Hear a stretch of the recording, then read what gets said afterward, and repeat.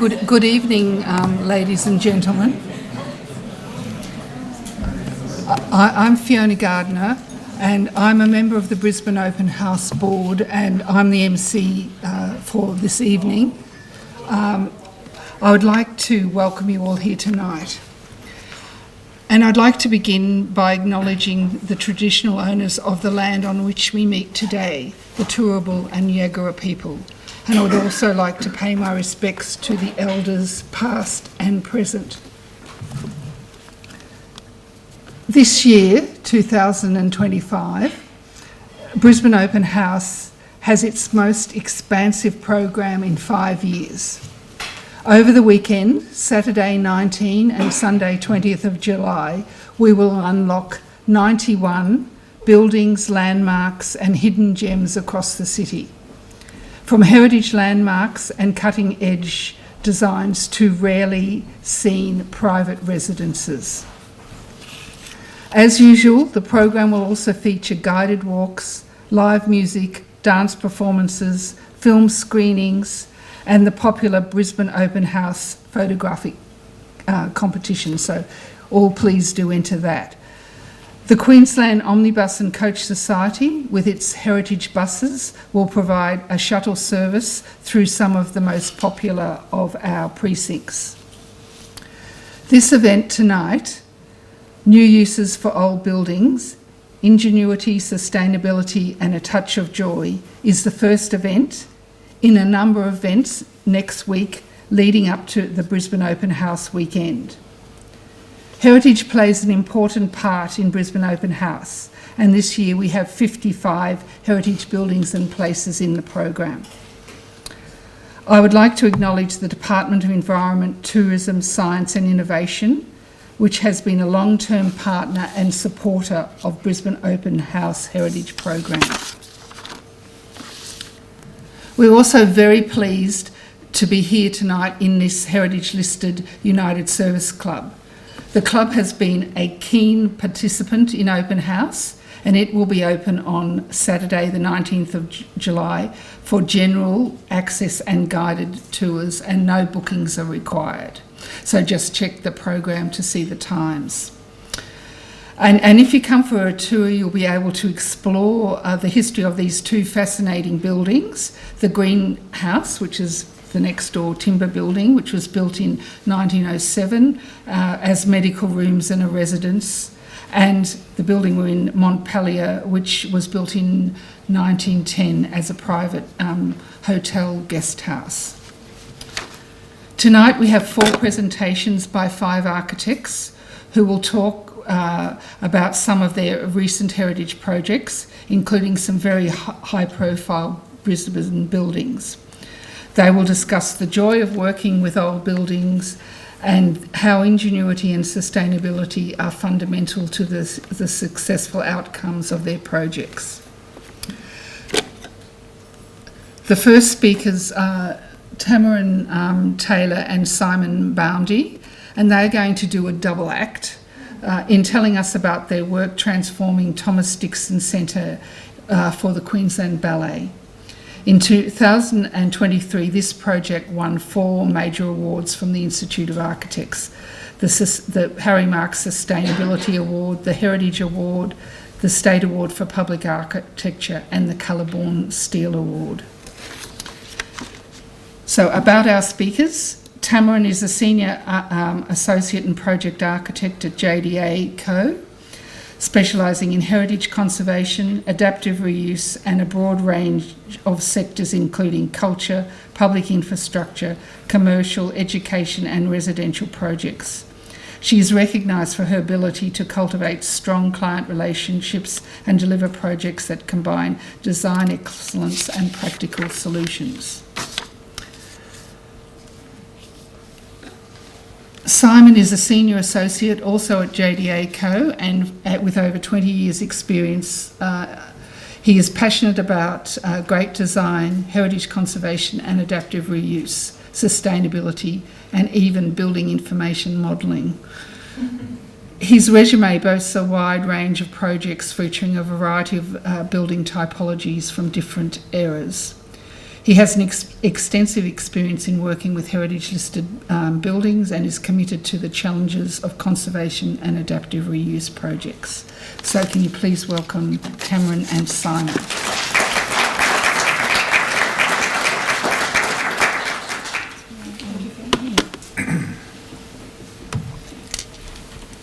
I'm not sure what you meant by double act, but... Alrighty, good evening everyone. Firstly, I'd like to thank you all for taking the time this evening to join us for this presentation, and sort of going to be straining my brain to remember the past few years since this job completed, so forgive me if I have any moments of hesitation. I'd also like to acknowledge the very large team we had to produce this project. This project was done during my employment at Conrad Gargett, and we had a team of about 30 people over the course of the design to completion. And of those people, I want to acknowledge Peter Roy, who recently passed, but he was a key player in major design decisions that helped actually increase the fundraising and the potential of this site, and was a fabulous mentor. So I'd like to begin with just a general overview, just to give you all some context about it, and then we'll deep dive into the more interesting adaptive reuse stuff. So the Thomas Dixon Centre is a state heritage listed site, formerly a boot factory for the Thomas Dixon family. This building was built in 1908, but it was a replacement for the former boot factory, which was timber that burnt down years before it. It was designed by Richard Gole, a key prominent architectural figure, and has a number of areas of significance, as well as having one of the few intact air raid shelters in Brisbane for a commercial facility, which were built to house the 250 staff of Thomas Dixon's factory in those years. So this one was a journey that was really about 10 years in the making. It originally started back in the Robert Riddell architecture firm. David Gole, who you'll hear from later, would be very familiar with that and helping to set it up with the initial calls. And then it went through a series of what can we do with the Thomas Dixon site? What could we do with other sites as maybe a green build or adapting other sites? But over the process, the client came round that they couldn't leave the Thomas Dixon. It was their queen, as they aptly called it. And from there, we went into a fast-paced, rapid build from 2017 to its completion. What was it? It was 22, 23? Something like that. Lose track. It was a very in-depth session. It wasn't just one or two workshops. We were meeting with them every week, multiple times a week, doing immersive VR sessions and really engaging everyone from the directors to the dancers. It was just a really fantastic collaboration with everyone. So back in 2017, this is sort of where we started. That was going to be a little Moz studio extension, a little jewel box to one side and a bit of extra space for a theatre. Very quickly changed. So from that, we developed the brief, which kept evolving over about a 2-year period. Even when we closed the gates on the different design stages, they always managed to swing back open. But we managed to get there in the end. So one of the key features was actually getting a performance theatre in there for 350 seats. We also had additional studios, so we've got the 4 studios of the Heritage Building, which are openly accessible for the community, as well as another Hero Studio, which is dedicated just to the ballet dancers. On top of that was expanding wardrobe facilities. I think that was about a 3-fold increase, as well as making dedicated wellness amenities for people. And as much as it was a big team at Conrad Gargett, it was an even bigger team when we looked at the consultants and all the other stakeholders, from Queensland Ballet to Queensland Government, so Gole at the time, Q-Build, the builders themselves, and sorry, I can't quite remember the other ones, Department of Public Works at the time, and yeah, quite a few people involved. And there was a lot of negotiation between all those parties to make sure this was fully realised. And one of the most exciting things that came out of the workshop sessions was actually the idea of what is the Queensland Ballet about, and that is wellness. And so we were trying to think of what could we do in a sustainability aspect that really met their aims and desires, and we came across the International Well Building Institute certification system, which has a range of categories from your usual things like air, freshness, water, light access, but also things that focus on mind, mental and physical well-being. So it was our first project doing Wells. We went for platinum, we got platinum, and we also got the first state award in the sustainability category when that was first released. So all round it was a really joyous event to get that. And now for a bit on the adaptive youth. Thank you. Thanks, Tam. Here's some photos of what the building used to look like when it was a shoe factory. 256 employees back in the day, when that awkward period of time when people didn't really know how to pose for a photo. And it was really interesting to see some of those relics and artefacts survive through to the present day when we started the project. And we came to sort of adopt those relics and artefacts as design inspiration and also physically embed them in the project in different ways. After the turn of the century, the building, as old buildings tend to do, the owners sort of outgrew it. The Queensland Ballet outgrew their home, and the building was used in a way, I guess we could best describe it as sort of ad hoc. I guess they really achieved a lot considering the small amount of space that they had. So the upper story was all dance studios, and the lower story was administrative offices. And as you can see in some of these photos here, they were really jammed in quite tight in there. Also, the way that the building had been extended on over the years is not what we'd call best practice today. You can see some of the extensions that were removed in the bottom left. I'm not sure if this is a laser pointer. No.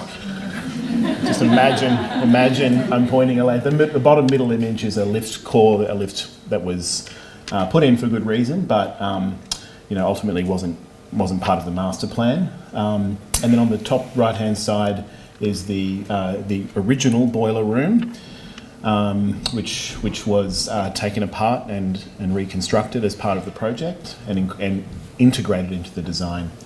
And then the top two on your left are some photos of the air raid shelters that Tam mentioned earlier. Really low head height sort of spaces, obviously not designed to be, they were designed to protect you from bombs, not stay in for a long period of time. But they were also deconstructed, and we reused that space in a creative way in the new design.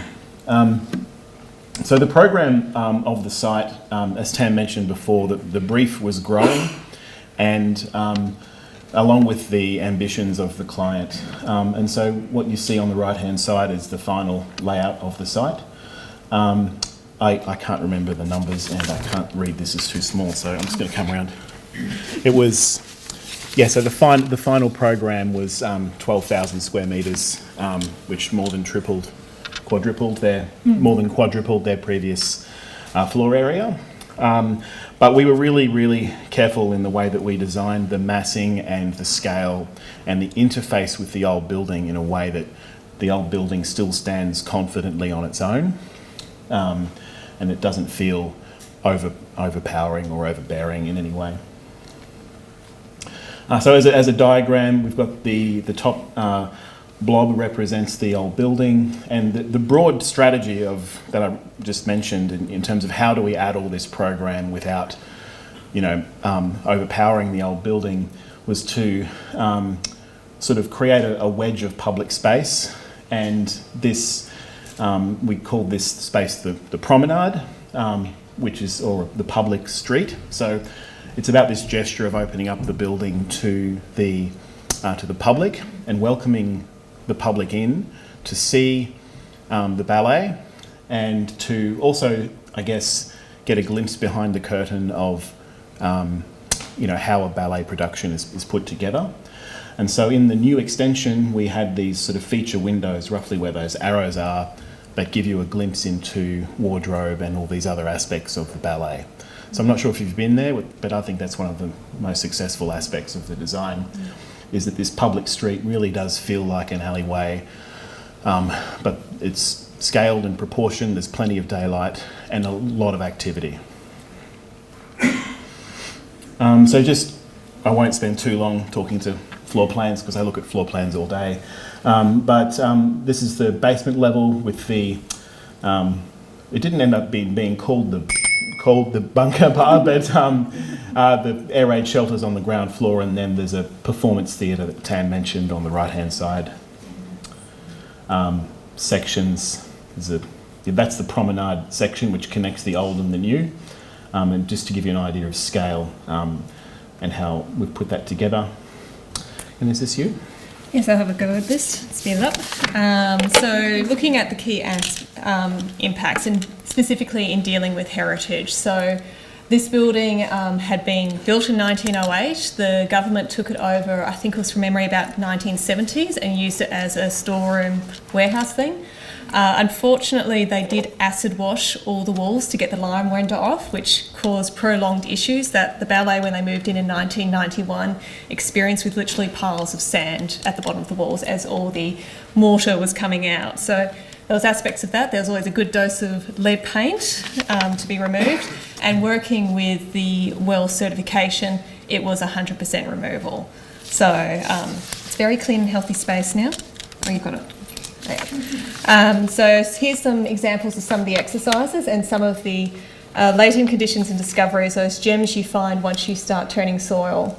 So I'll start in the bottom corner here, we actually struck oil in one of the first big drills, which was great fun. An undocumented oil tank, which still had some oil in it, was found, and we poured straight into the middle of it. So that was a good sort of stop work for about a day or so while we worked out how far, and fortunately just one take was hit. We had a lot of contaminated land, so it wasn't too messy because we were cleaning it all up anyway. To the far side, we have Mosbys, so Maury and his son Alec, whose 5th generation heritage brickwork business, carefully deconstructed the former engine room brick by brick, and then the air raid shelters, which had a mixed mash of cement mortar as well as lime mortar, had to be deconstructed in blocks, but every single brick and block was numbered and put back in place because we had to excavate 2 stories down. Yep, this one as well. Another one, so sometimes you find some fun things. So at the front end to Drake Street, which is now a cafe that's opened, was the former showroom that people could come in, do the shoe trying on. And what we discovered there, under many, many layers of false ceilings, was actually pressed metal ceiling. We were fortunate that the main panels is a design that's still in production, but we also got a strip, probably about yay long, of the cornice, so the beam into the ceiling junction.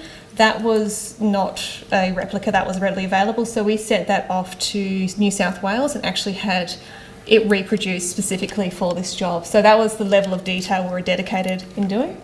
And then of course we came across a lot of termites. Fortunately, they only wanted the non-original stairs and didn't want any of the actual proper hardwood, so that was one blessing.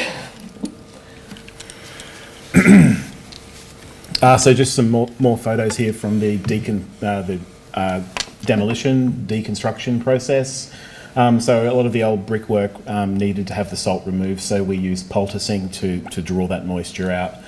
And this was a really interesting point in time when the building had been stripped out back to its sort of structure for the first time in a long time, and we spent a lot of time in here at this stage just getting a feel for the spatial quality and the opportunities that the building had to offer. And of course, if dealing with heritage buildings isn't a challenge, we also had an anniversary deadline that was meant to be for the 60th anniversary. We also had the global pandemic, which we cannot forget. 2 La Niñas during construction, which walking into the studio, the big performance centre one stage, and having a waterfall down the back wall was a thing to see. As well as, material shortages, increasing costs, and we literally got practical completion 2 hours before the first show, so no pressure on this job. But another little joy moment we had on the side was the opportunity to collaborate with a number of Australian and Indigenous artists.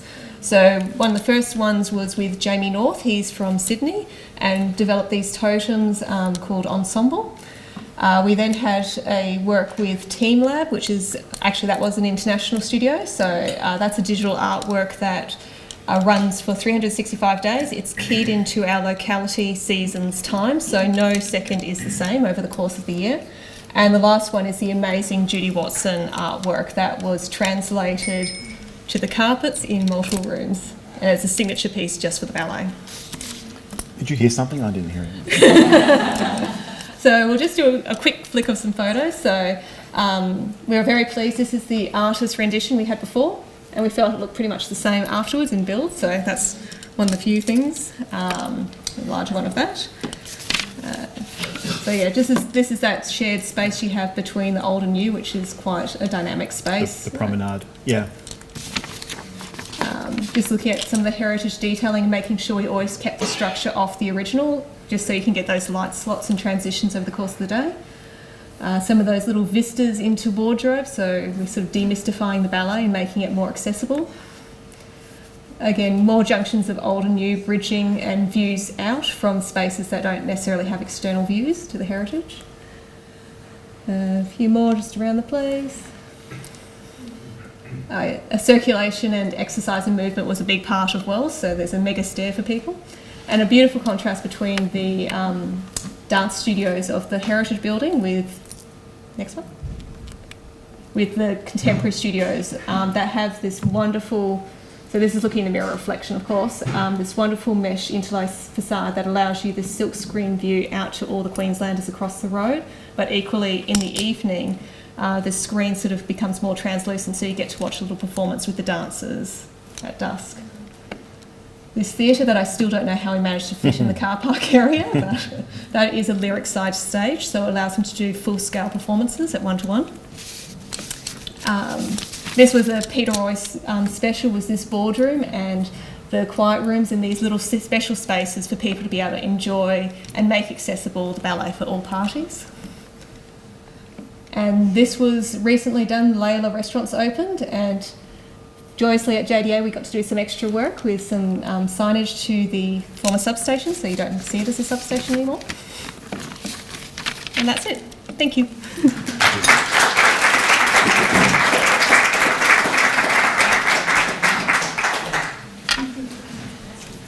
Well, thank you very much, Tamarind and Simon. I hope that's whetted your appetite, because this building will be open as part of Brisbane Open House on Saturday the 19th of July, and it's open for general access and guided tours. And I did look, and you can still book on a tour, so I'd encourage you to do that. So check the website. Our next speaker is Amanda Wells-Peris, who's going to talk about the UQ Brisbane City project. Amanda is an associate and architect at BVN, where her career began 10 years ago as a student.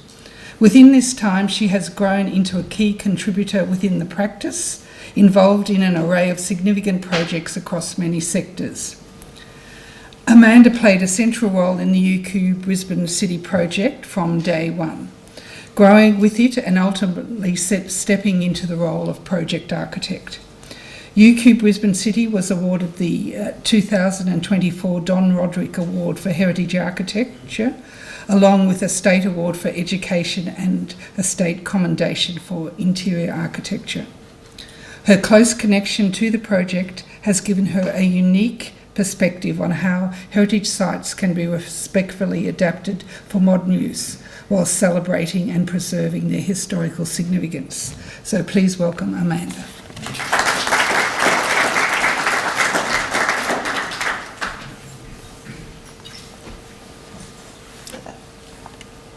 Hi everyone. Wrong way. There we go.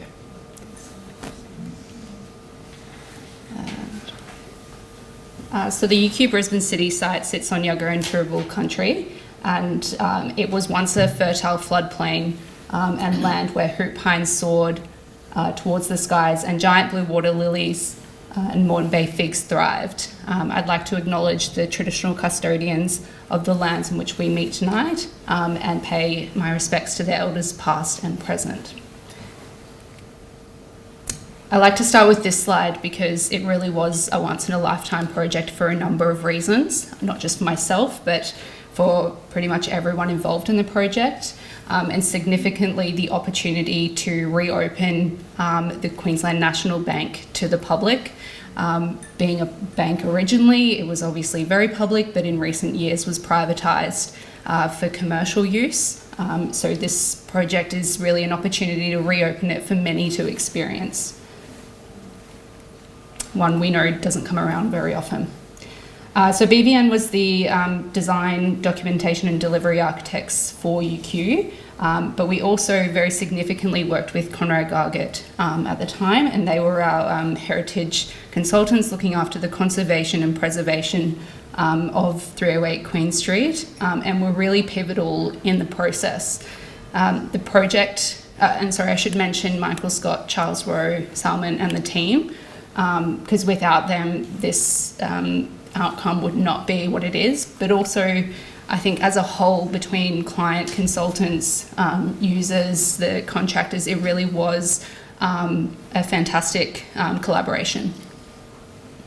So I'm going to just introduce the kind of project background, talk to the organisation of the building, and then get into our approach to identity and the ways in which we create conversations between new and old architecture through imaginative associations, and also some really juicy site stories. So I'll try to get to that as quickly as possible. So the site is 308 Queen Street, the bank, and its commercial tower annex, which was designed by Donovan Hill. It was built in 1885 and designed by FDG Stanley. And state heritage listed, and has been through a series of major renovations, which I'll show soon. So UQ came to us when they purchased the building in 2019 to set up a significant city presence, and they wanted to house UQ Advancement, the business school and the architecture school, and they wanted to deliver that in 3 stages.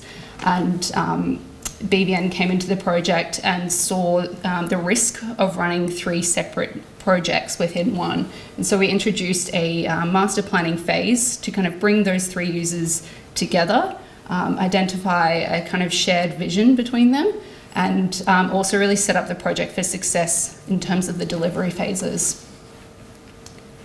So the vision that we were able to extract out of the 3 user groups for the project was an education precinct that was top tier university, but also connected with the heritage. UQ has a very significant heritage presence at St Lucia and also Customs House. So that was really key to them in this project.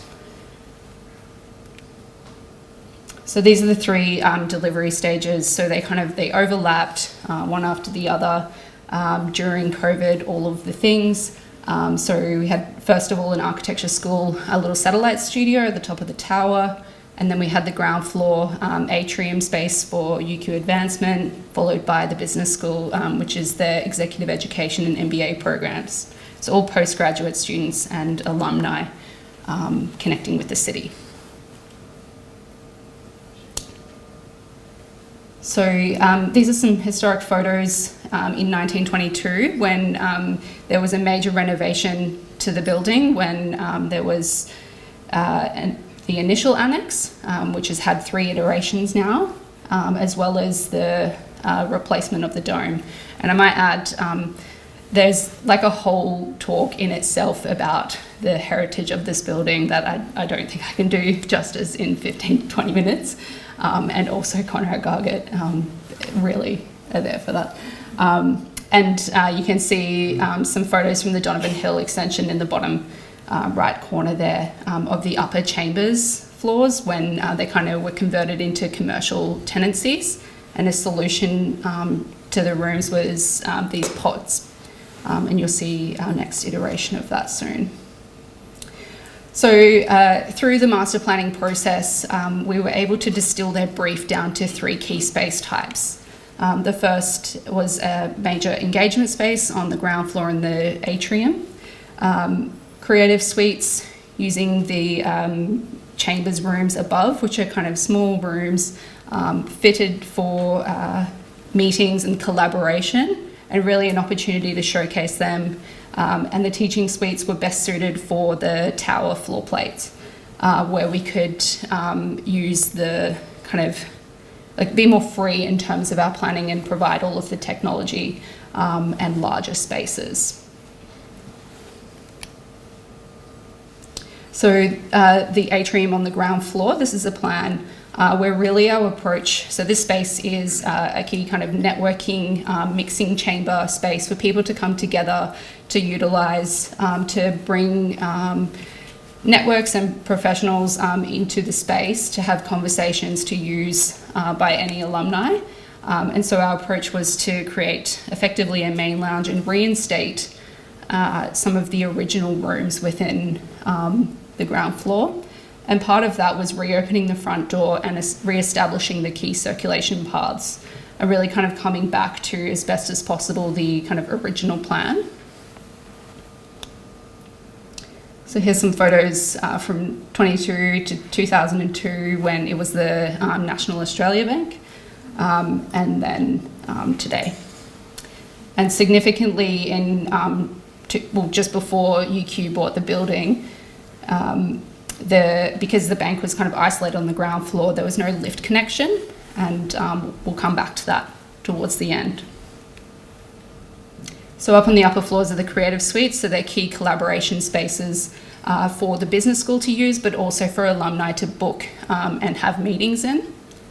And so again, you can kind of see in the plan form how they're best suited to those kind of rooms. So here's the conversion of the Donovan Hill pods into our collaborative spaces, and I'll expand on that frame soon. And then in the tower is where the key kind of teaching spaces are, so large-scale formal teaching spaces. Conversion of workplace into teaching. Stitching all of this together is the public realm. And we saw that as a real opportunity for bringing those 3 user groups together where people could connect and bump into each other, their spaces to linger, so places to work between classes, and through that is an opportunity for people to bump into each other and meet, but also extending the idea of circulation as a place or a way of getting from A to B into something to actually utilise. So turning hallways into spaces to use. So at BBN, our kind of approach that we apply to almost all of our projects is this one of designing with country, and that it doesn't need to be colonial, or it doesn't need to be just about country or just about the project, and that there is actually a way that we can bring all of the layers that make up Australia's history together. So considering in a project the country layer, the colonial layer, the multicultural layer, and then factoring in the project. So in this, the campus and the UQ, and then the technological layer and the global layer. So how that translates into this project, considering the constraints of working within heritage and adaptive reuse, the process, both an aspiration as well as the process and timeframes that we had to work within for an exemption certificate approvals process, meant that we could do very little with the heritage fabric, and we couldn't touch it. We also didn't want to touch it because we wanted to allow it to speak for itself. So we have the kind of wall and ceiling identity, which is leaving ceilings and walls largely untouched. Then we have the country and campus layer, so acknowledging that we needed to upgrade the building in terms of services and do things with it. Des, at the time, were happy for us to kind of reset the floor, which led into the technological layer.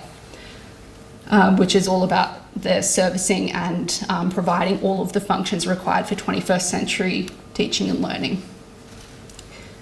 So how that kind of translates here is using inspiration from the heritage in terms of the idea of the original dome, which was crimson and violet stained glass, and when light fell through it, the idea of colour pooling on the floor. In all of the chambers, rooms on levels 1 and 2, each of them have a unique fireplace, which you can see in the top right there. And so pairing colours together that are complementary but informed by the fireplaces. The country and campus layer, so connecting those two, so taking the complementary colour and pairing it with a local endemic species, translating that through carpet design, being the floor.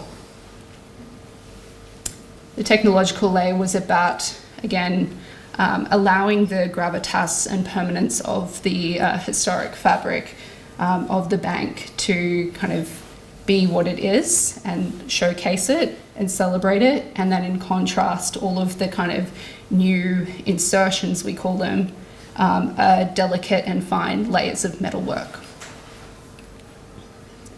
So this is how they translate into street lights, air conditioning all through the subfloors, lighting, signage, emergency lights, speakers, literally everything is kind of housed in an insertion.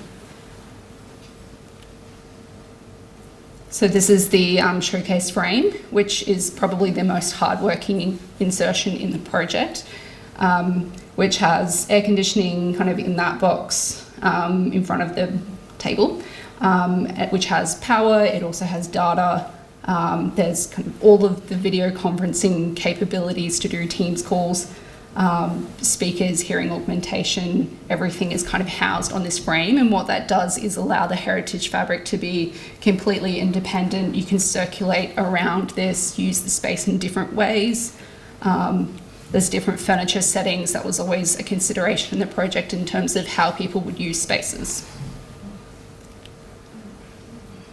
So one way we also like to create a conversation between the new layer and the original fabric is through imaginative associations. And this is a way of creating motif or kind of making reference to the heritage fabric that allow the new work to be new, but also reference the original character. So this is through inspiration from the dome, so taking some of the kind of geometry in the octo square and the octo flower, as we call them, the layering of bronze and brass in the dome, the Maltese cross, which is the emblem of Queensland,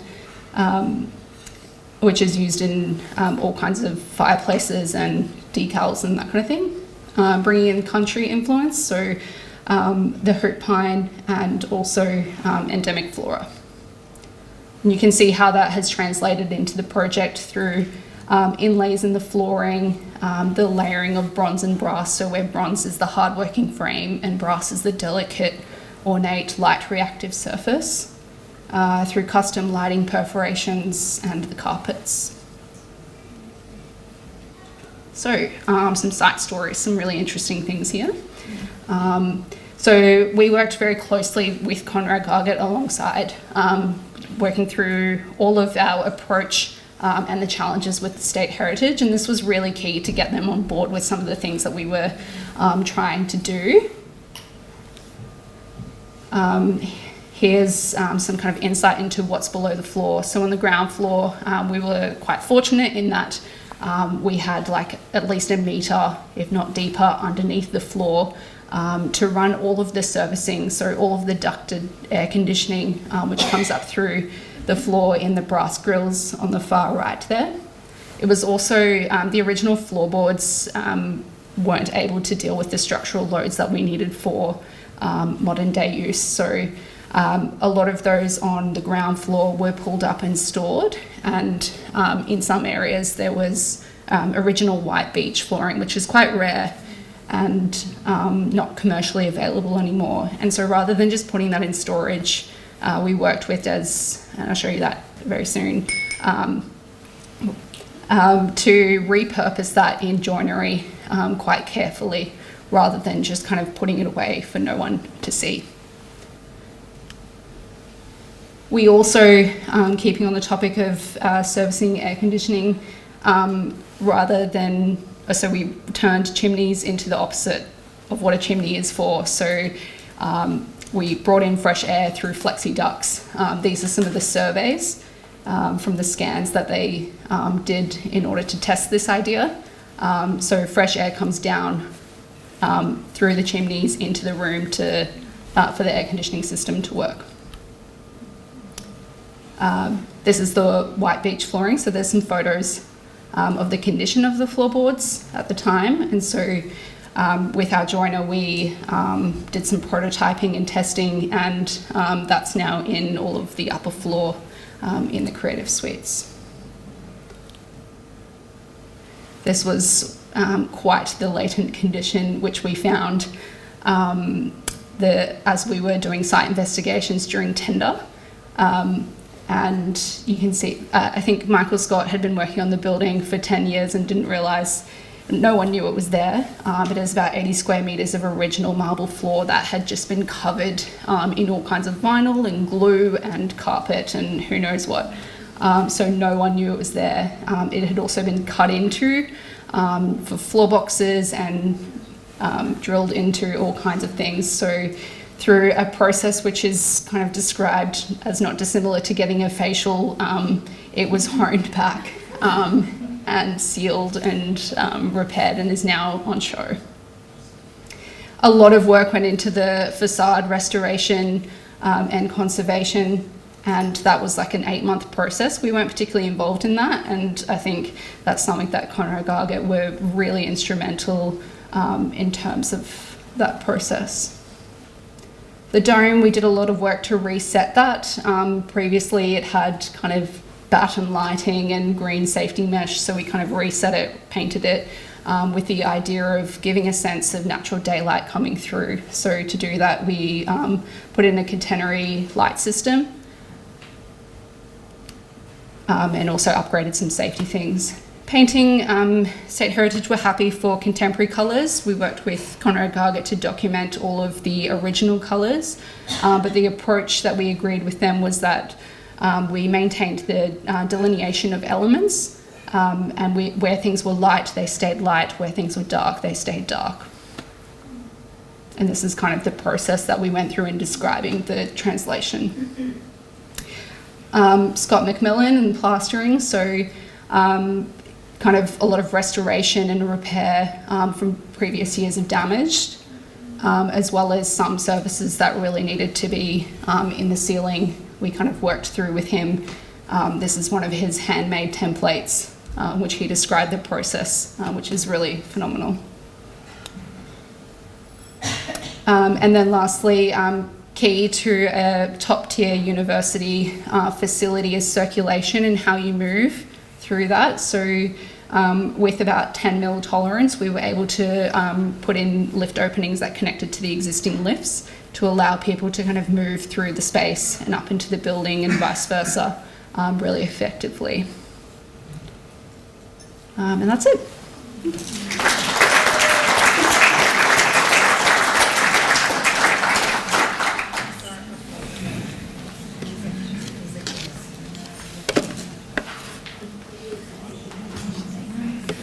Well, thank you very much, Amanda, and I hope that's another one that's whetted your appetite, because it's open on Saturday the 19th of July also as part of Brisbane Open House, general access, and there's also guided tours, and you don't have to book for those tours, but I would recommend that you look at the website and find out what times they're on. So our next speaker is John Tong, an architect and a director at Wilson Architects, where he has worked for over 30 years. Wilson Architects themselves are part of Queensland's built heritage. Last year the firm celebrated 140 years, and it is the oldest continuously run architecture practice in Australia.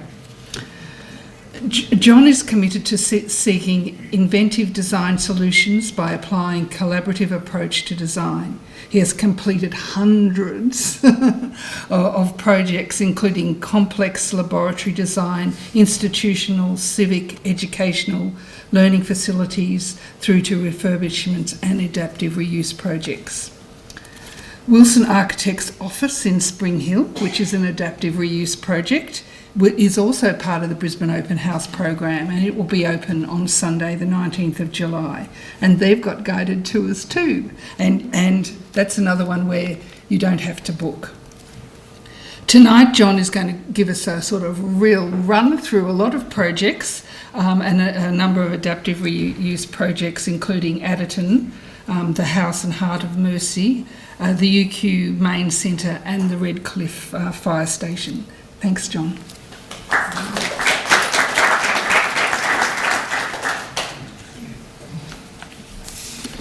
Thanks, Fiona. Good evening, everyone. Fiona's already introduced me, but I thought I'd just flash this up. It's an introduction to our practice. We're 140 years. It began in 1884 by Alex B. Wilson, and we're 4 generations of the family of Wilson. I'm the first non-family member of the clan, so it's nice to be here. I did, though, think that tonight's talk and the theme, new uses for old buildings, ingenuity, sustainability and a touch of joy, was sort of an apt analogy for our practice. And thinking that if you took a 141-year-old architectural practice and applied, adaptively reused that practice with ingenuity, sustainability and joy, that almost perfectly sums up how we've moved through the generations of the practice. I'll talk about a few projects and how the themes apply on those projects. The first of which is Adderton House. It's the House and Heart of Mercy. It's located on the campus of the All Hallows School. It was originally built by John Petrie and is owned by the Sisters of Mercy, and since 1863 has been a school, a convent and a place of charity. Our commission extended from 2016 to 2019 and was an adaptive reuse and rejuvenation of Adderton into an art gallery and a community space. We undertook their work with reference to the Borough Charter. There was a cautious approach. There was a carefully identifying the new work from the old, and there was a focus on the interpretation that emphasises the cultural significance of the place.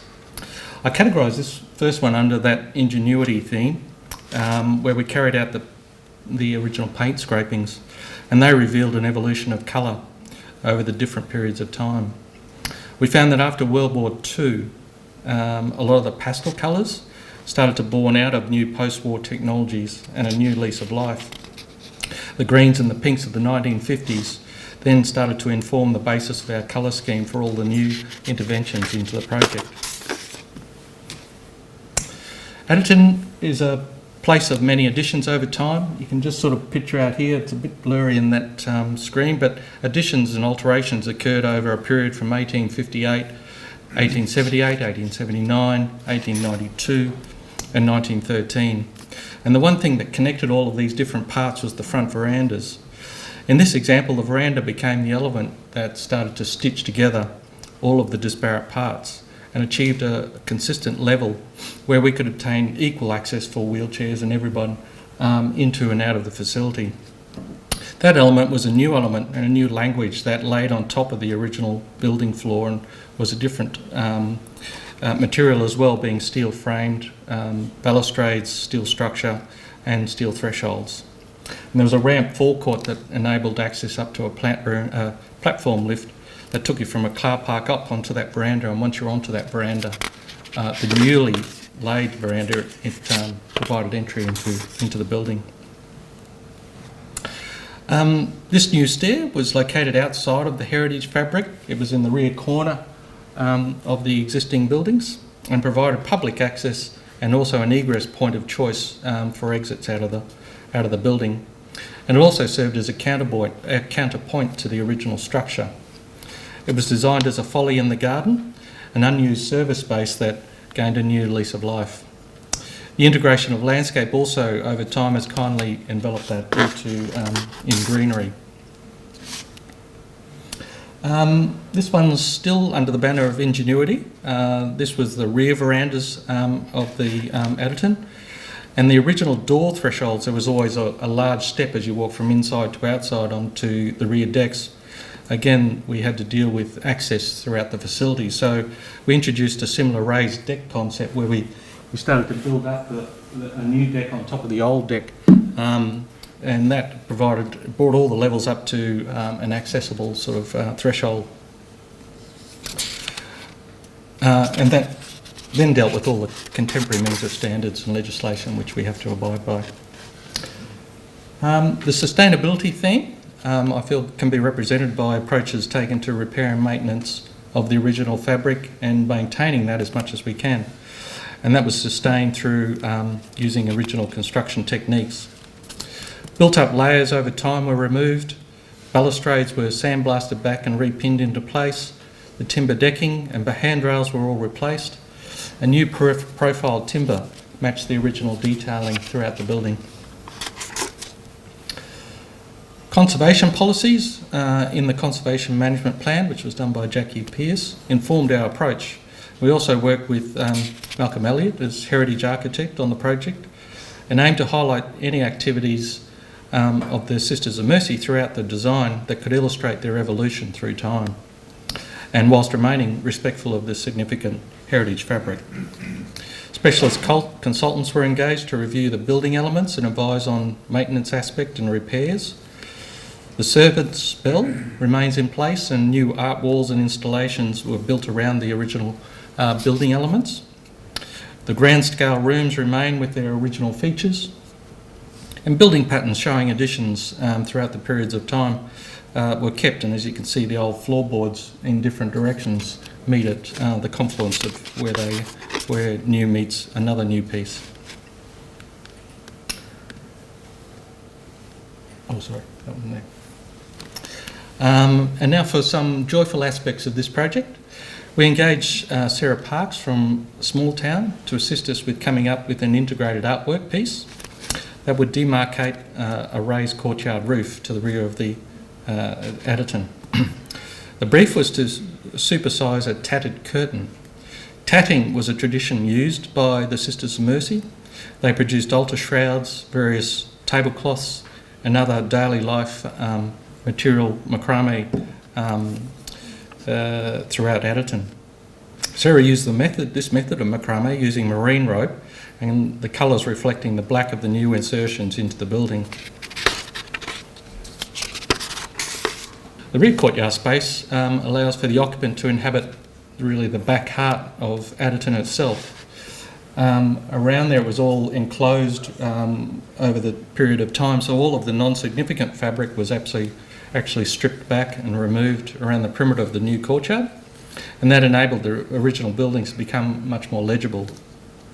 This courtyard reinforced the sisters' sense of community. It formed an outdoor auditorium space.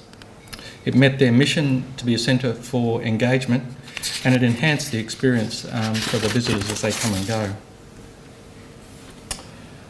This is another little joyful piece. The Mini Mercy, it was titled, was introduced as a playful children's gallery. The entry insertion was a ramp box built into the space and connected a hallway and two adjoining rooms, all of which were at different floor levels. The caretaker for the convent during the 80s and 90s had a cat called Fruit Salad. Fruit Salad had his own door, and that became an inspiration for the doorway and subsequent sort of branding for the children's galleries. Vintage lights were also reimagined and sourced from various op-shop stores and installed to match the existing lights within the building in a sort of playful, joyful way. And this is the pom-pom art wall and children's activity area. That was a curated collaboration with local Brisbane artist Rachel Burke.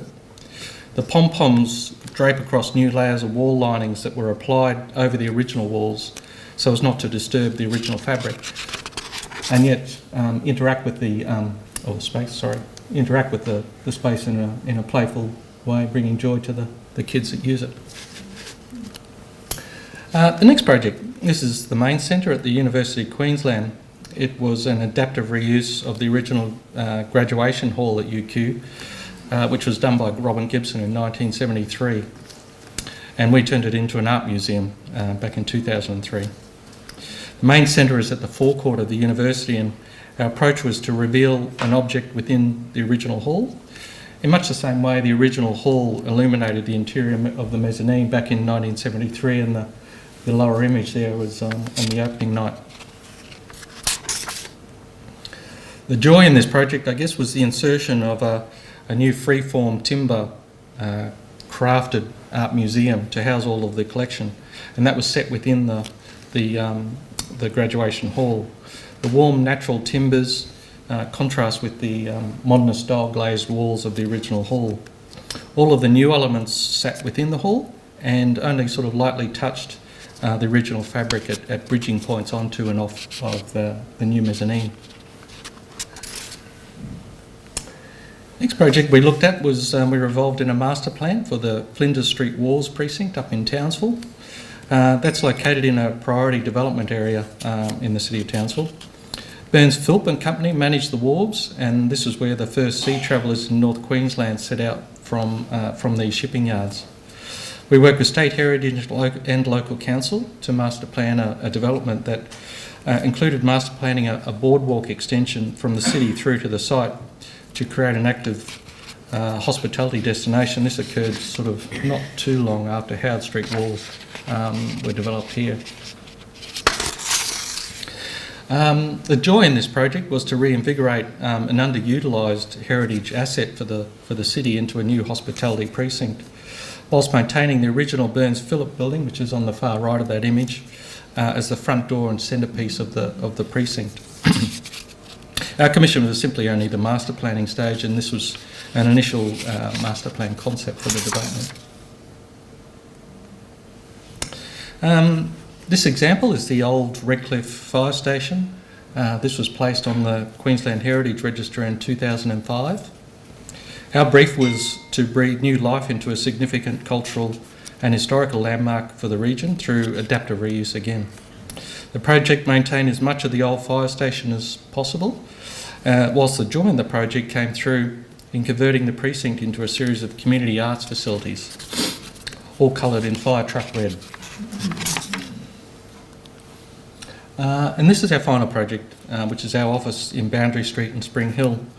In 1959, Blair Wilson, who was then Managing Director, purchased this high-set Queenslander. It was the timber building on the right-hand side of that image. And at the time, Spring Hill was sort of an inner-city fringe suburb, but today remains as our practices office. There was a significant fire in the building in 1981, and that required an almost complete rebuild. And next door on the left-hand side of this image, there's a brickwork terrace house from the 1860s. And the two structures were originally separated by the 1.8 metre gap, which you often see in between detached houses in close-knit communities such as Spring Hill. This was under the Ingenuity banner, but the Ingenuity came through in amalgamating both the timber cottage and the brickwork terrace house. And we merged the 1.8 metre gap to form our entranceway at front and rear. That adaptive reuse and merging of the two reveals surprises and coincidences throughout the workplace. And this is where the joy comes into it, I suppose. The stories of the old, with the old charred remnants of the past fire, remain, and we exposed that. When we actually built in between the two buildings, we peeled off the external weatherboard cladding on the timber cottage, and behind it was all the charred timber framework. You can see sort of windows, which were used to be the frame for the windows. We had it all checked out by structural engineers and things, and it's all structurally sound. It's got a thin layer of charring, and up in the roof the ceiling trusses are all the same.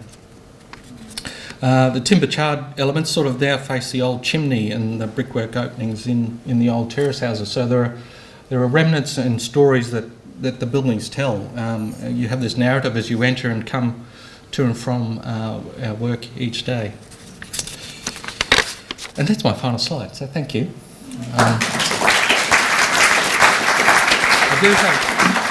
haven't heard the second bell yet, but I do have a fun fact about the United Service Club. I started working just up here at our practice in Spring Hill. We're still there in 1992, and in 1994, I looked it up about 5 minutes before I came here. Blair Wilson, the third generation, was a member here at the club, and one of the first jobs I worked on in 94 to 95 and 6, I think, was a refurbishment here, a master plan initially, and then phase 1 and 2 redevelopment here. So I remember doing all hand drawings and measuring up all these timber mouldings to get reprofiled, and so have fond memories of this place. So yeah, thank you.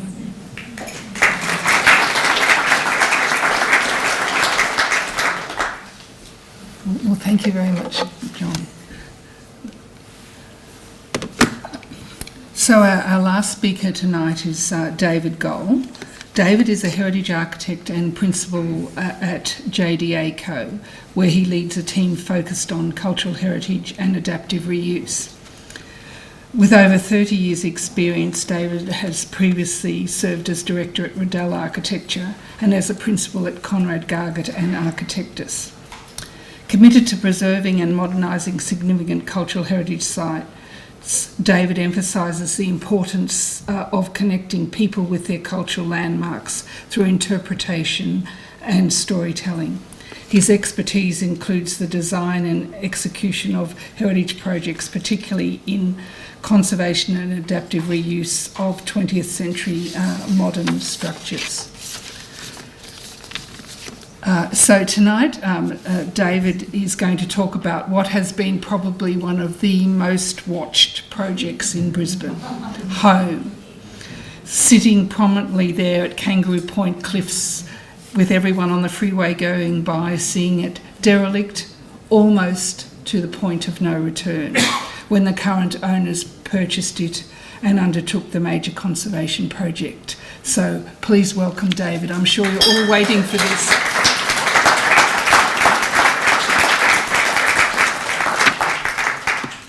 Thank you, Fiona, and good evening, everybody. And yeah, I've got to say it was an incredible honour and privilege to lead this project. I was actually, as Fiona mentioned, I was a principal at Conrad Gargett while I was doing this project, working with JDA Co, and I'm now at JDA Co. So actually, it was Steve Wilson, the owner, who decided that the project should in fact have two architects. So it was a great collaboration, and also really acknowledged that there was a much broader team of other architects, including Yolandi, who's here tonight, and a lot of specialists were involved in this. And I guess it's not an adaptive reuse, this is a conservation project, and reuse as a home for the owners, Jane and Steve Wilson. So I'm just going to share a little of our process over 3.5 years. We started the project in June 2021, and the contractor was Chapman Builders, and just in terms of background, I think everyone's quite familiar, but obviously it's a very substantial landmark for Brisbane. It's state heritage listed for a number of reasons.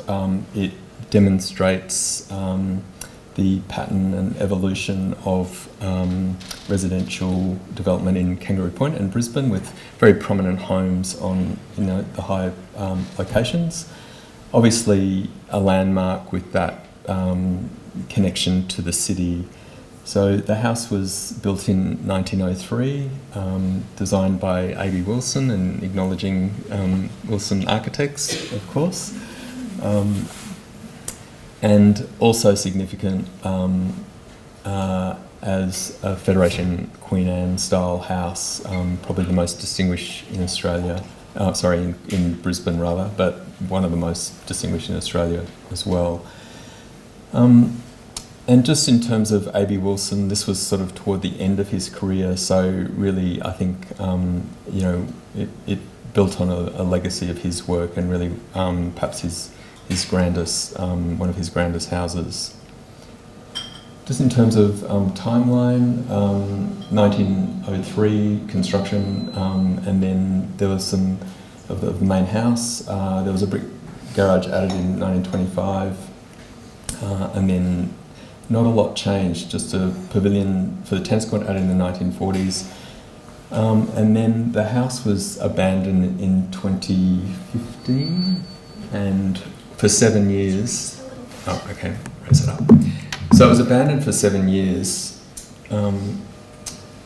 and this was actually, I'll share a few photos just to sort of set the scene. So these photos were taken, in fact, in just the first few days when we started the project. So Jane and Steve Wilson bought that house after it had been abandoned for 7 years, and I think most people know the story that the public trustee took possession, and the house had some of the contents removed, but this was pretty well the state when we started the project. So it was quite an unusual situation for us, because we effectively started the project without a plan. The client had purchased it, and a couple of days later we're on site, we're taking these photos, and we're really working out how we're going to, what the process is going to be, what the steps we need to take.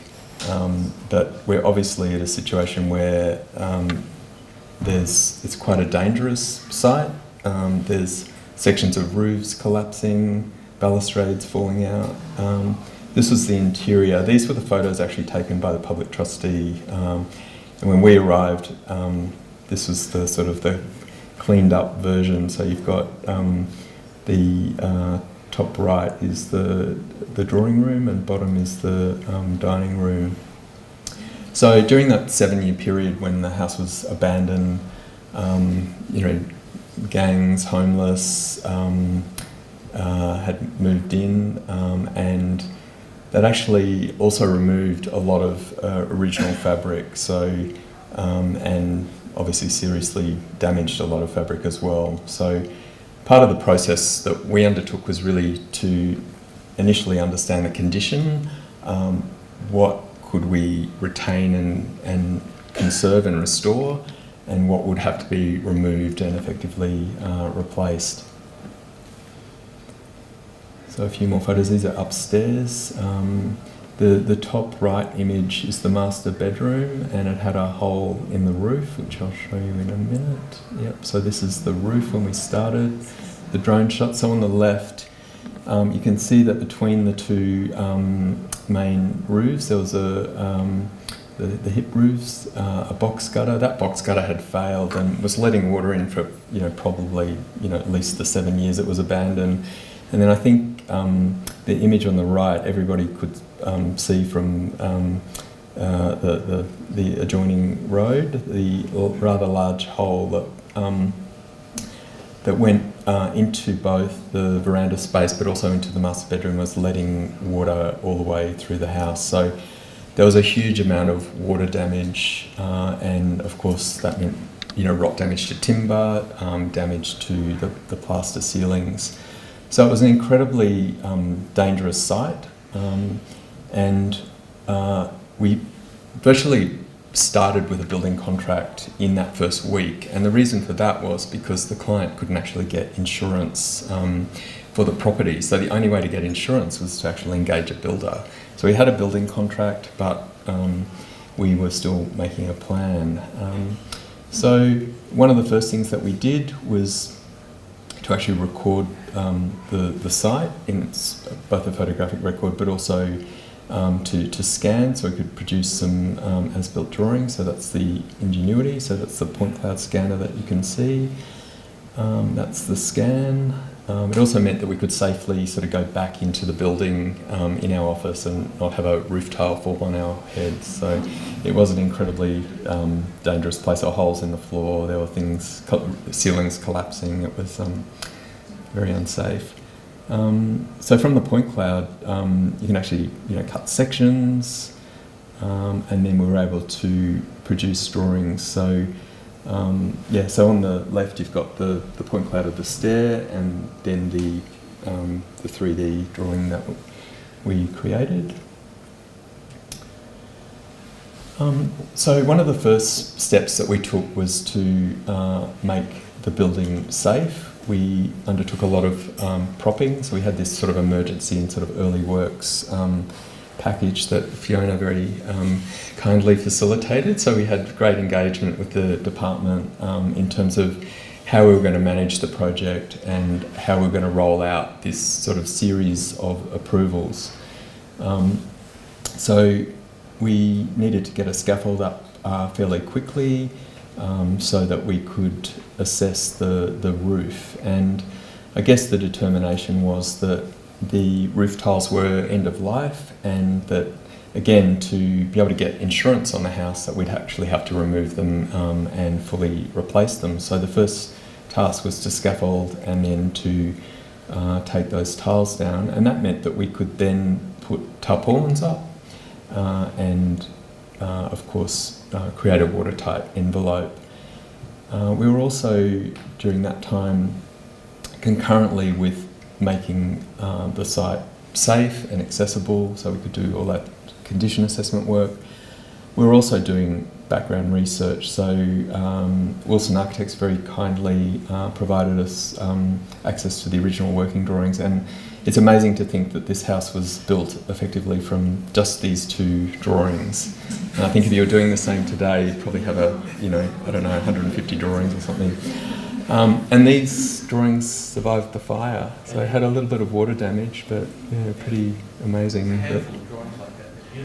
Yeah, and they're actually obviously hand drawn, and then they're coloured with watercolour, so really superb.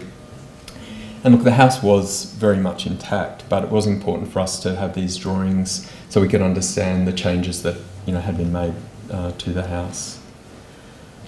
We also had this site plan, so we understood some of the key elements, the site with the sweeping driveway, the tennis court, and just what the key elements were. And it was interesting to note that A.B. Wilson had annotated his own drawing showing a few different options for driveway location, which we ended up reciting.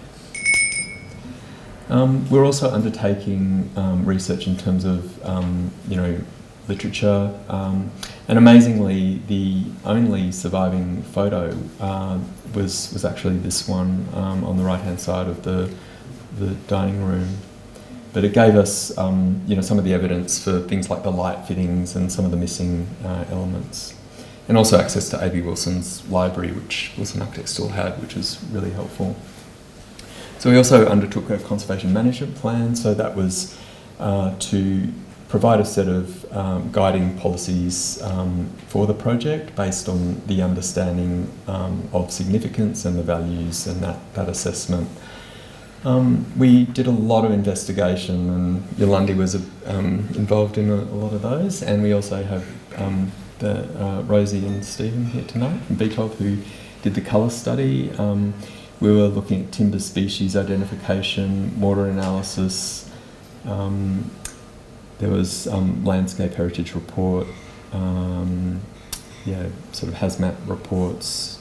So many investigations to inform our understanding of what we were dealing with and to help us make the decisions that we needed to make moving forward. So this is just a little snapshot in terms of, the approach to the conservation work. So we had the verandas around the perimeter, which needed to be really deconstructed and strengthened. The orange colour was the rooms that had the pressed metal ceilings, and they needed particular fabric with a particular focus in terms of conservation. And then you had the brown areas, which were more the service rooms, so they just had plaster ceilings, so again they had a different approach. And then the yellow areas were more the service parts of the house, and I guess they were areas where we thought they were probably more capable of adapting and changing for modern use. So one of the challenges was about how to get new services in and make this effectively a modern house. And I guess because of the damage to the house, it meant that we were able to do some deconstruction and remove some layers, which enabled us to run new services at the same time as doing the restoration. So these are the verandas where we did a lot of deconstruction work and assessed, what could we keep and work with, and where did we have to replace. But the image on the right is one of the veranda posts. So pretty well all the veranda posts had rot damage, and they'd all dropped by, up to 300 mil. So the whole verandas were sort of dropped down. So we had to insert, and splice new sections into those. In terms of moments of joy on the project, this was during COVID, and we got to set up an architect's office that probably had the best view in Brisbane. So that was a lot of fun, and we were old school on the drawing boards, and looking at that drawings, just showing the idea for inserting a dormer window into the roofscape as part of actually occupying the attic space. So the process involved a really large number of specialist trades, and that was, dealing with each one of those trades was a real privilege, and the client was really committed to really doing this job to the highest standards, and using all the right people, and using Queensland trades. So it was really great that all of the specialist trades were actual locals. But you can see with that image on the left, where with the plaster work we had to sort of assess, well, what was stable and could be retained and stabilised, and what had to come down. So you can sort of see where we've cut out the and removed the unstable part. And we also had the pressed metal. We had a lot of damage to that, obviously with all the water coming through. So had to sort of assess which panels could be retained, which had to be replaced. Brick conservation, Mosbiz. We had arborist, lead light, which I'll talk about shortly. The timber species identification. We see the new roofing works, replacing the terracotta tiles, timber joinery and cast iron. So there are many components. One of the biggest challenges was, I'll be fairly quick now. I want to show you the before and after photos together for the finale. But one of the biggest challenges was that obviously because the house had been abandoned, a lot had been taken, and in particular the lead light. So as part of the style of the house, had this amazing lead light, and most of it had been removed, and in fact this ley light, which was in the hall ceiling, had only been removed just 2 weeks before the project began, which is really sad. But you can see in that image on the right, one little corner remnant remained, so we still had the evidence, but that image on the left is actually from social media. So all the people who broke into the house and took photos provided us with the evidence to actually recreate this. So these are from social media, and they very kindly took this image sort of very square on. Must have known that we were going to use it to recreate the ley light. So top left is the remnant, and then you can see that we were the fragments were all of the available colours, and unfortunately, we couldn't get all the colours anymore, so we had to sort of select from what was available. And then the image on the top right is the client looking at the layout before they did the lead work. But yeah, really amazing piece of work. And that's the before and after. So reinstalled, and really dramatic piece. So really amazing to be able to be part of that process. So the joy part is obviously finishing this project. It was very challenging and difficult, but just having the client move back in and occupy it as a home, and obviously restored to its former grandeur. So just the before and afters. You can see that tower roof had actually, again, it had just collapsed right as we started the project. So We had, balustrade pieces falling off. And the lead light. So the only two pieces of lead light that remained, apart from that fragment, were these. So we did have, some guidance in terms of the colour selection. The central hall, the main stair, looking up to the ley light, and the before and after. So one of the things that we did on the project was to occupy the roof space, and so now you can actually walk on top of this ley light. So that's 30mm toughened glass. Still feels a little intimidating to walk over it though, I have to say. And that's the drawing room. And the dining room. This is the master bedroom that had the big hole in the corner. That's it, thank you.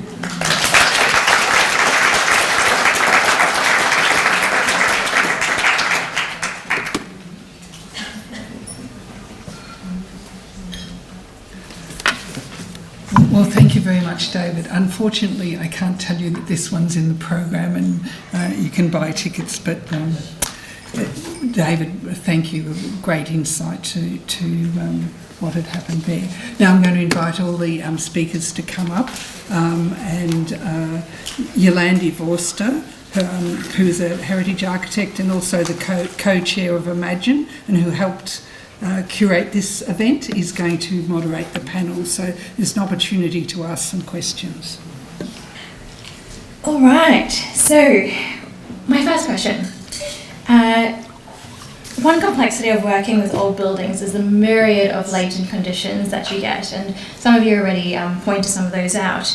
Can you share of an instance of something that you uncovered that led to a better project outcome, required ingenuity, or led to a moment of joy? How did you manage this change during construction?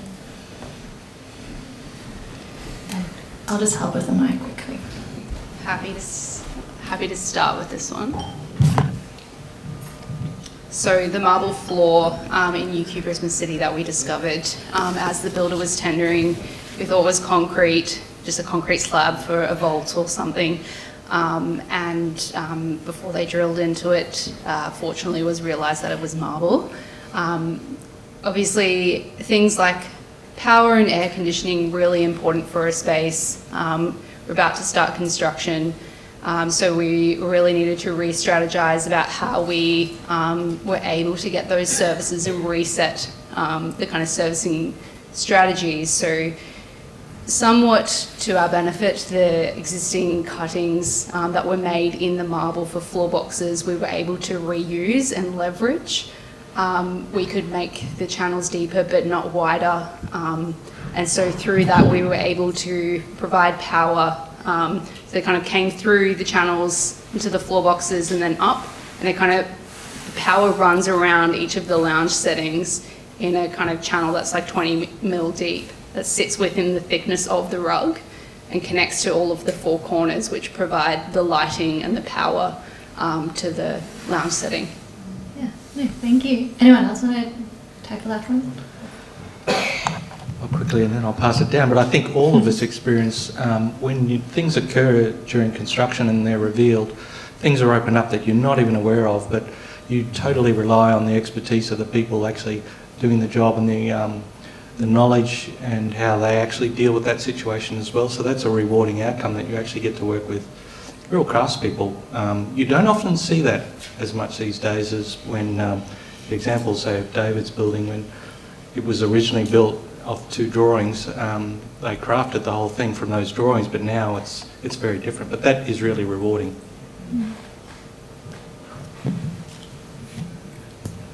The question was situation where a latent condition leads to a better outcome. Yeah. I reckon 80% of the time it's just about mitigating the damage. Or you had this well laid out plan, and then you discover something and so it's about realigning and adjusting to. At QB, I think, or Thomas Dixon Centre, I guess some surprising things with the pressed metal ceiling, and other sort of discoveries during excavation that ended up, and things that were found in storage that we're able to incorporate into the design. So hopefully one day get the whole interpretation plan up as well, where we can put on display more of the artefacts and found objects, just waiting for the funding. John, you spoke about specialist trades just before, and that has been a bit of a common theme through all of the different projects. So how does that impact working specialist trades people? How does that impact the way that you document buildings? How do you work with them? And for the project at home, like for home, you started on site the same day as the builder. They're there doing things, and you've got to start drawing. So how do you manage that? Yeah, good question. Look, I guess you're obviously relying very much on their expertise. A lot of the specialist trades do the assessment, with us. So we're actually scoping the work, with them, and then, to the latent condition question earlier. I didn't answer that because home was all latent conditions, and I'd be here all night sort of talking about that. But it's relevant to this question. So I guess you have to obviously have documentation and have a record, but you are relying on very much working as a team with those experts, but also bringing your own judgments, to it as well. Yeah. Anyone else? I think another one we had with QB is Mosbit is the brick workers we worked with. We've worked with them for many, many years now. Being able to lean on them to come up with some solutions as well, and letting them engage their craft and knowledge. So there was a few areas where Maury would come in and be like, oh look, I've just been scribbling this little idea on the side. Can I look at that on site? And it was just little details that just brought that extra level of craftsmanship back in, where we learned from them and they got to really show their skills as well. Yeah, no, thank you.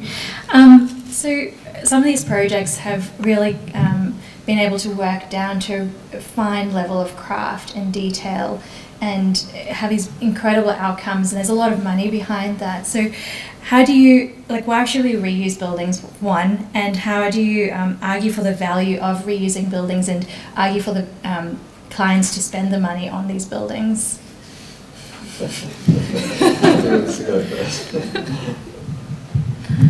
I think it's pretty straightforward. It just comes down to memory. Like, you enjoy the original fabric in many sort of different ways to new build, and when you actually deal with them, work with them, and then you see the end product of working with an original building versus a new building, a very different quality in terms of how you actually occupy and use the space, and just the memory associated with that is really powerful. I think that's worth it.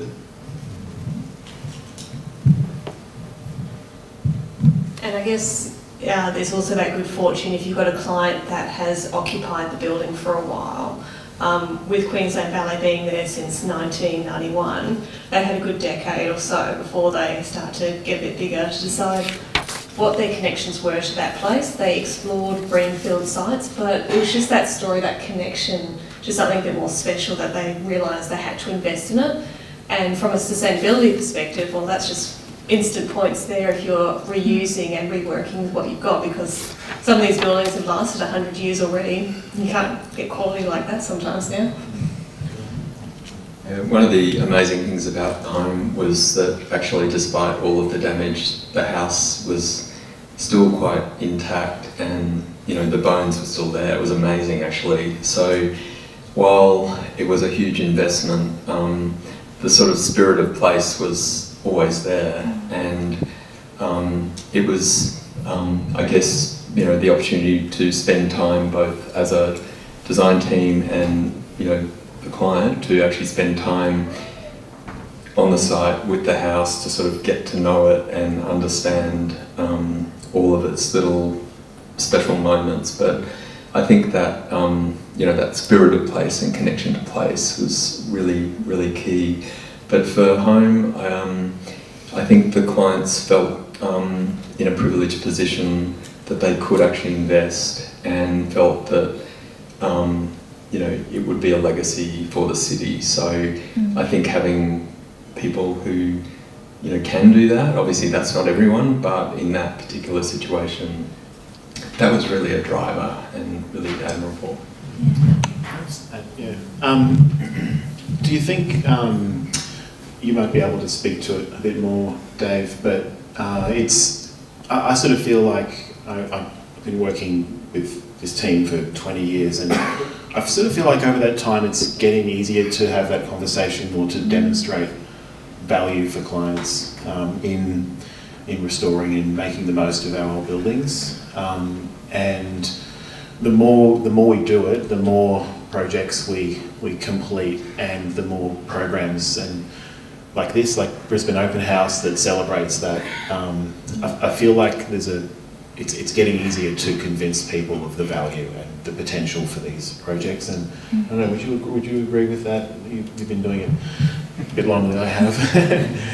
Well, I think, I mean, obviously the key is that we have to connect people and communities to their heritage places, and the only way places will continue is for them to be used and valued, and sometimes that does mean, you know, change that's sympathetic and appropriate. But also I think something that came through from tonight was that storytelling, and, you know, there's some really beautiful stories in, you know, in all the projects, and I think that's where people get really excited and engaged, and you know, and create sort of new memories of place. So I think it's that ongoing legacy through how adaptive reuse and the whole, you know, program can connect people in new ways, and ensure that value endures into the future. Yeah. A question for Amanda. So you spoke about a lot of stakeholders on your project. So just what was your experience working with all those stakeholders? How do you manage all those different voices and an old building that doesn't really want to move a lot? And also talking about heritage and redefining heritage, and that it's not just old colonial buildings, but it's also, we have a much richer history in our country, and you sort of brought that back into the building quite nicely. Yep. So coming into the project with 3 key stakeholders, all had their kind of predetermined portion of the building. There were ideas about what they were going to get out of their space. The master plan phase was really critical to kind of unpack that. And so we did that individually with each of the stakeholders, but also collectively. And through prompts and workshop material, we were able to extract things out of them that they didn't realise, and kind of find those synergies between them, and kind of make a proposition back to them, which they responded really well to. And so through that process of individual conversations and collective conversations, we were able to bring them together in a way that when we got to the delivery stages where we were doing design development and construction with the user groups individually, they all kind of had that shared vision from the outset to come back to. No, thank you. Anyone else want to add to that one? Good. So John, you obviously, there's a huge history to your to the practice, and I mean we're working on buildings that you're sort of the first people who started Wilson's worked on. So how does that impact the way that you view any projects you do? And then I'll go to the floor. Sorry. We tend not to dwell too much on the past, funnily enough. We actually use it and leverage it to look towards the future more so. And the more you learn from the past, you can actually probably incorporate a lot of those learnings into what you do in the very next project. So, I mean, when it first started in 1884, they went through quite a few pandemics, flu, influenzas. To the more recent one, they went through world wars and survived. They sort of readapted themselves. Rodney Wilson, who was second generation, started up engineering as well as architecture, and actually was one of the first to graduate engineering at UQ in conjunction with working with his father, Alex B. Wilson, as an architect. So he had to do that through the industrial ages between the wars because of the lack of work and the new types of work that was coming through. So you adapt, you learn from what you've done in the past, but you certainly move forward, I think is the key. I think that's a lovely way of approaching buildings too. Yeah, thank you. Any questions, one or two from this audience? Anyone? I'll grab the mic for you. Sorry. Thank you. I have a question for Simon. So when you spoke about the dismantling of the boiler room as part of your project, was this always part of the design, or did you sort of look at that at an early stage and think, oh, we could reuse that here? Or I just wanted to know how that was sort of adapted and adopted into design.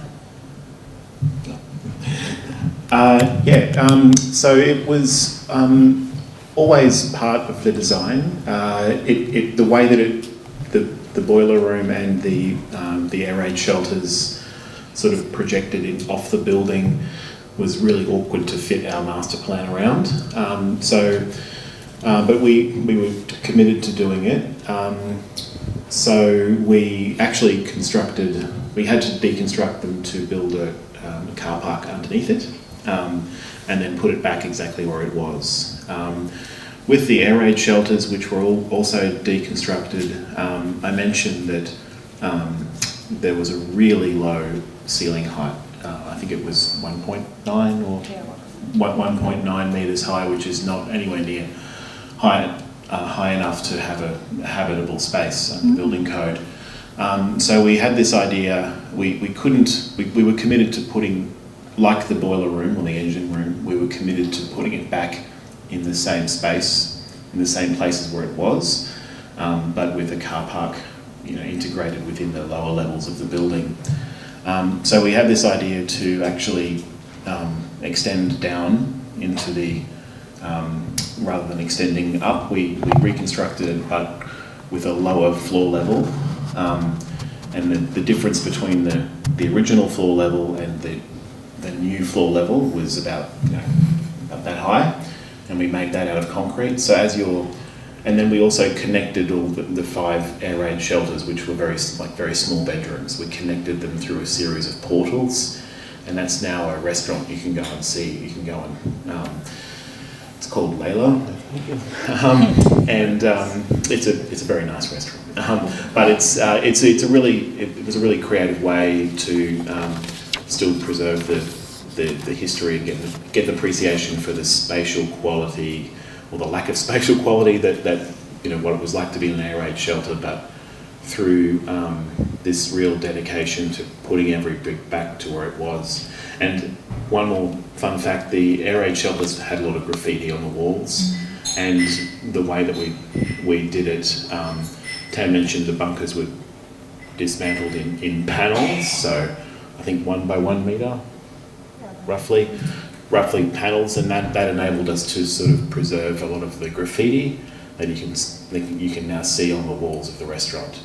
So it's got a very sort of underground sort of chic vibe, I guess. Thank you very much. We might wrap up the panel discussion there, but they'll be sticking around a little bit, so you can ask them all your burning questions. Next, I just want to welcome Malcolm Middleton to the stage. He's an architect, former Queensland Government architect, and the board chair for Brisbane Open House, just to close the event.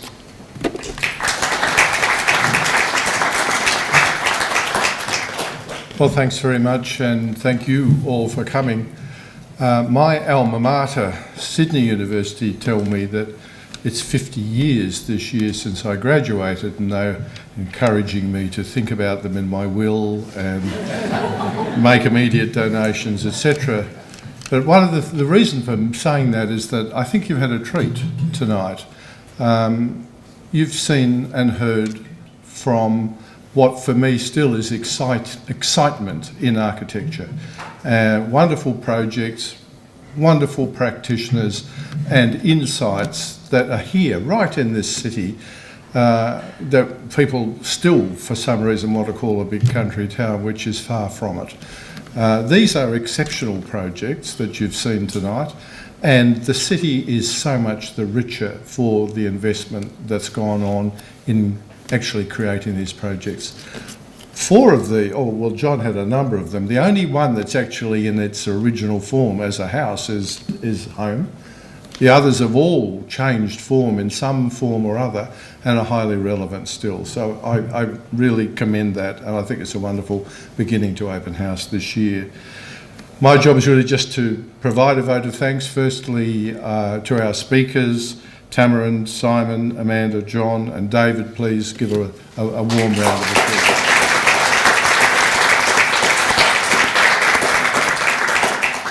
We'd like to thank the United Service Club for supporting this event in various ways. This event began at a board meeting around my dining room table in April, and we were thinking of different things to do for Open House this year. Fiona and Yolandi have taken the initiative with Stuart Armstrong to put this event together, and I really thank them for that. We thank Darryl Lowe Choi too as the president of this club to facilitate us being here, and it's, I think, a perfect venue for such a talk. So with that, thank you all for coming, and we hope you enjoy the Open House weekend coming up.